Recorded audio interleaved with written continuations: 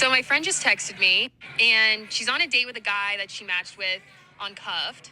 Conversation has been great up into the date. Like, super excited for the date, super excited to meet him. And they just got done with dinner, and she texted me, and he asked to split the check.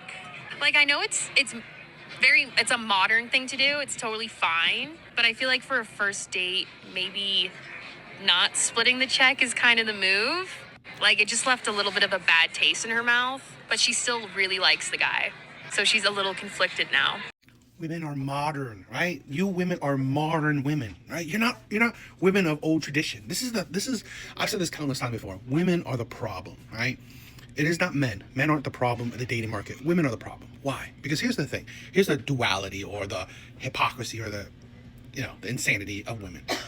You deem yourself independent, strong, independent. You don't need no man. That you know what? You can get things you can do everything yourself, right? You don't need a man to provide for you. You don't all this stuff. Great. You don't need a man. You want a man.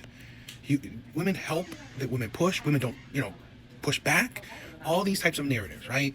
That women are traditional. Women don't, all this stuff. And then you're surprised that men recognize all the rhetoric you push out, all the rhetoric that you allow to be out in the ether. You're surprised. Men think that you're strong, independent. You don't need them, right? Men think that you're equal to a man.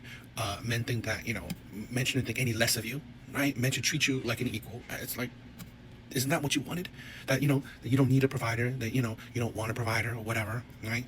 That it's toxic masculinity to think that women, I don't know, are weaker than men. Need chivalry. They need chivalry. They need a gentleman, right, to treat them special. Right? Because you're not special, you're equal, right?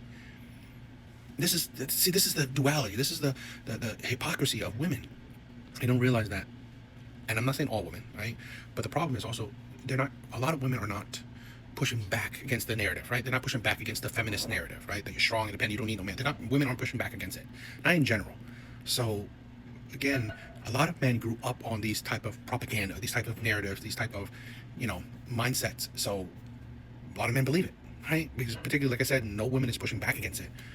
So at the end of the day, you can't have it all, right? You can't want it both, right? Where you could scream to the top that you don't need no man, you're strong, independent, you can make your own money, you don't need a provider, right? You don't care about man's finance.